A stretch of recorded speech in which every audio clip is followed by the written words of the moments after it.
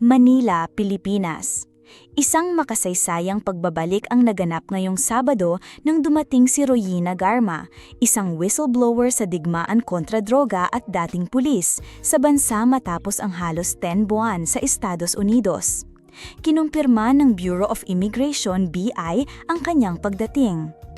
Ayon kay Immigration spokesman Dana Sandoval, dumating si Garma bandang 7 ng gabi at sumay-alim sa karaniwang mga proseso ng pagdating na parang isa lamang sa maraming Pilipinong umuuwi mula sa ibang bansa.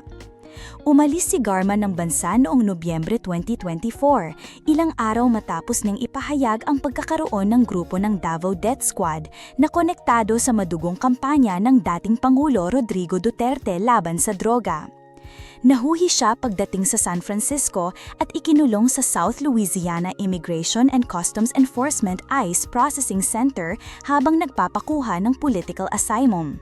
Matapos ang isang masalimuot na proseso, tinanggihan ang kanyang aplikasyon at nanatili siya sa ilalim ng pangangalaga ng US sa loob ng 8 buwan bago ang kanyang pagbabalik sa Pilipinas.